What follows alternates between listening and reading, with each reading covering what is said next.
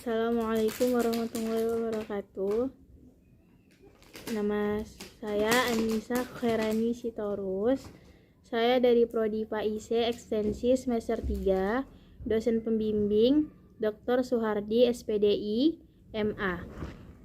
Ya, saya di sini ingin membuat video desain pembelajaran materi Sirah Nabawiyah yang berjudul Periode Mekah.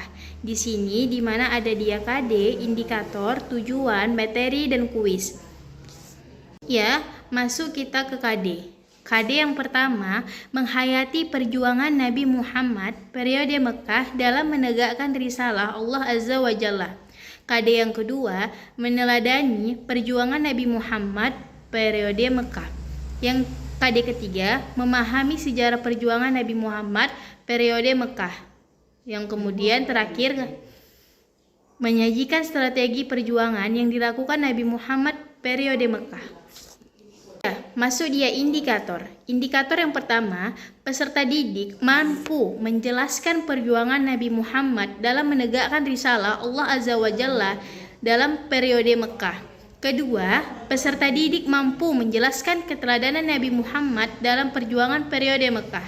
Ketiga, peserta didik mampu menjelaskan perjuangan Nabi Muhammad dalam periode Mekah.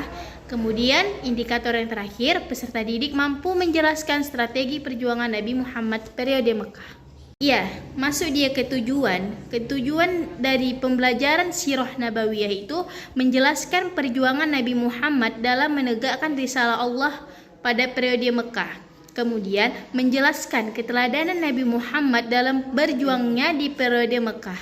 Ketiga, menjelaskan perjuangan Nabi Muhammad dalam periode Mekah. Kemudian tujuan terakhir, menjelaskan strategi perjuangan Nabi Muhammad dalam periode Mekah. Masuk kita ke materi tentang pelajaran Sirah Nabawiyah yang satu judulnya periode Mekah. Kehidupan Rasulullah SAW setelah beliau dimuliakan oleh Allah dengan nubuah dan risalah terbagi menjadi dua periode. Yang pertama, periode Mekah yang dimana berlangsung selama 13 tahun.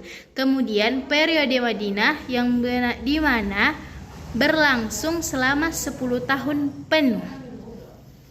Dan dua masing-masing periode mengalami beberapa tahapan, sedangkan masing-masing memiliki tahapan karakteristik tersendiri yang menonjolkan dan yang lainnya. Hal itu akan tampak jelas setelah kita melakukan penelitian secara seksama dan detail terhadap kondisi yang dilalui oleh dakwah dalam kedua periode tersebut. Periode Mekah dapat dibagi menjadi 3 tahapan. Yang pertama, tahapan dakwah Syriah. Yang kedua, tahapan dakwah secara terang-terangan kepada penduduk Mekah. Kemudian terakhir, tahapan dakwah di luar Mekah. Lebih jelasnya lagi, teman-teman bisa melihat slide tentang materi yang ada di video. Masuk kita ke materi kedua, di bawah naungan kenabian dan kerasulan di Gua Hira. Setelah melalui perenungan yang lama dan telah terjadi jurang pemisah antara pemikiran Rasulullah Shallallahu Alaihi Wasallam dan kaumnya, beliau nampak lebih mengandrungi untuk mengasingkan diri. Hal ini terjadi tak kala beliau menginjak usia 40 tahun. Beliau membawa roti dari gandum dan bekal air ke Gua Hira, yang hal ini terjadi di Gua Hira yang terletak di Jabal An-Nur, yaitu sejauh hampir 2 mil dari Mekah. Gua ini merupakan gua yang indah, panjangnya 4 hasta, lebarnya 1,75 hasta.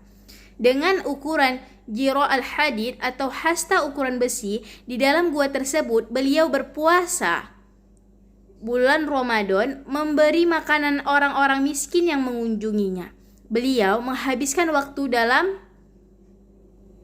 beribadah dan berpikir mengenai pemandangan alam di sekitarnya dan adanya kekuasaan dalam menciptakan di balik itu.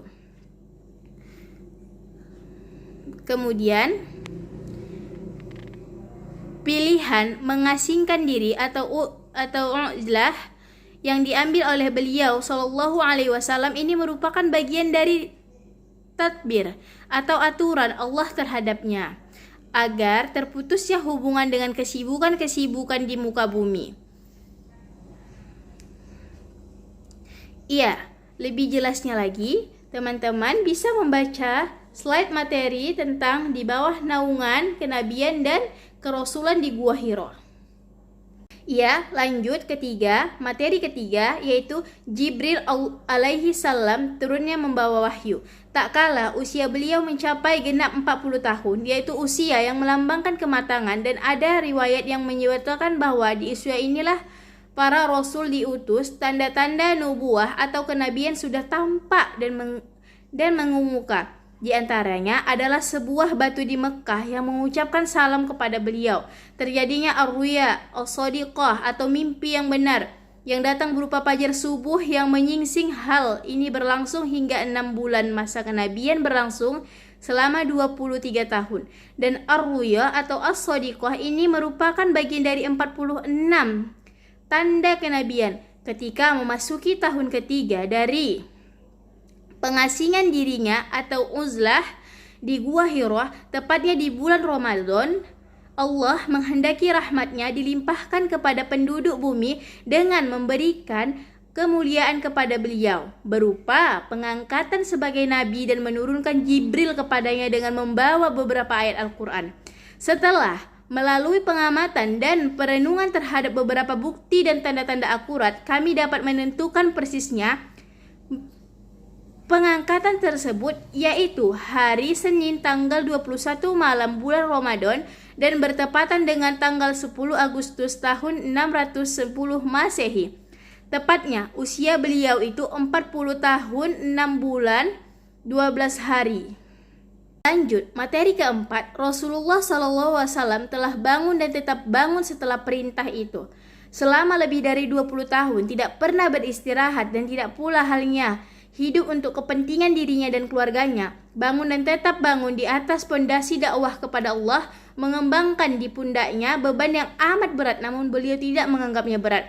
Beban amanah kubro di muka bumi ini, beban manusia secara keseluruhan, beban akidah secara keseluruhan, beban perjuangan dan jihad di medan-medan yang berbeda. Beliau hidup menghadapi pertempuran yang kontinu selama lebih dari 20 tahun. Selama tenggang waktu ini, tidak satupun hal yang dapat membuatnya lengah, yaitu sejak beliau mendengar panggilan langit dan agung yang menyerahkan taklif yang begitu dahsyat untuk diembannya. Semoga Allah membalas jasa beliau terhadap manusia secara keseluruhan dengan sebaik-baik imbalan. Ya, materi terakhir yaitu kelima, sekilas ulasan tentang urutan kronologi turunnya wahyu. Sebelum beranjak ke penjelasan detail mengenai kehidupan di bawah naungan risalah dan nubuah, kami melihat perlu kita mengetahui urutan kronologi turunnya wahyu yang merupakan sumber risalah dan tinta dakwah. Ibnu Al-Qayyim berkata, ketika menyinggung urutan kronologi turunnya wahyu tersebut, yang pertama berupa ar-ruya as-sadiqah atau mimpi yang benar. Ini merupakan permulaan turunnya wahyu kepada beliau sallallahu alaihi wasallam. Kedua, berapa sesuatu yang ditimpulkan oleh malaikat terhadap raw atau hati yang ketakutan atau akal, dan hatinya tanpa dapat melihatnya. Hal ini sebagaimana sabda Nabi sallallahu alaihi wasallam, sesungguhnya Ruhul Kudus atau malaikat Jibril alaihi salam menghembuskan ke dalam dadaku yang diliputi ketakutan bahwasanya jika tidak akan mati hingga disempurnakan rizki baginya. Oleh karena itu bertakwalah kalian kepada Allah, berindah-indahlah dalam meminta, serta jangan berketerlambatan rizki atas kalian, mendorong kalian untuk memintanya dengan cara melakukan perbuatan maksiat kepadanya. Karena sesungguhnya apa yang ada di sisi Allah akan dapat kecuali dengan berbuat taat kepadanya. Yang ketiga, berupa malaikat yang berwujud seorang laki-laki. Lantas dia mengajak beliau berbicara hingga mengingat dengan jelas apa yang dikatakan kepadanya dalam urutan ini. Terkadang para sahabat melihat malaikat tersebut. Keempat, berupa bunyi gemerincing lonceng yang datang kepada beliau. Peristiwa ini merupakan pengalaman yang paling berat bagi beliau, di mana malaikat memakai cara ini hingga membuat keningnya mengerut bersimbah peluh. Ini terjadi di hari yang amat dingin. Demikian pula mengakibatkan onta beliau duduk bersimpuh ke bumi bila beliau menungganginya, dan pernah juga wahyu seperti kondisi tersebut, dan saat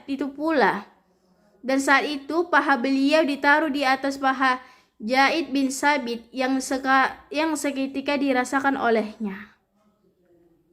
Demikian berat sehingga hampir saja remuk.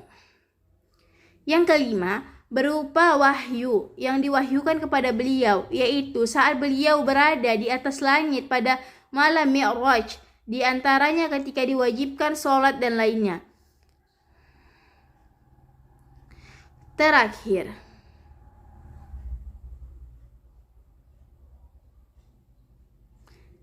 ketujuh, berupa kalamullah kepada beliau darinya atau kepadanya tanpa perantaraan malaikat sebagai Allah berbicara kepada Musa bin Imran. Peristiwa seperti ini terjadi dan dihadiahkan secara qat'i berdasarkan nas Al-Quran, sedangkan terhadap Nabi SAW terjadi dalam hadis yang berbicara tentang Isra. Sebagian para ulama menambah urutan menjadi 8, yaitu Allah berbicara kepada beliau SAW secara langsung tanpa hijab. Ini merupakan permasalahan yang diperdebatkan oleh ulama salaf dan khalaf, dan demikian sebagaimana yang dituturkan oleh Ibnu Al-Qayyim dengan sedikit diringkas dan penjelasan tanpa urutan pertama ke 8. Pendapat yang benar bahwa urutan terakhir ini tidak sabit atau valid dan dipercaya kesalahannya. Ya, itulah beberapa sekilas ulasan tentang urutan kronologi turunnya wahyu. Ya, yang terakhir, kuis 1. Berapa lama Nabi Muhammad berdakwah pada masa periode Mekah? A. 16 tahun, B. 19 tahun, C. 13 tahun. Ya, itu saja sekian presentasi saya, desain pembelajaran mata pelajaran Sirah Nabawiyah yang berjudul Periode Mekah. Saya ucapkan terima kasih. Wassalamualaikum warahmatullahi wabarakatuh.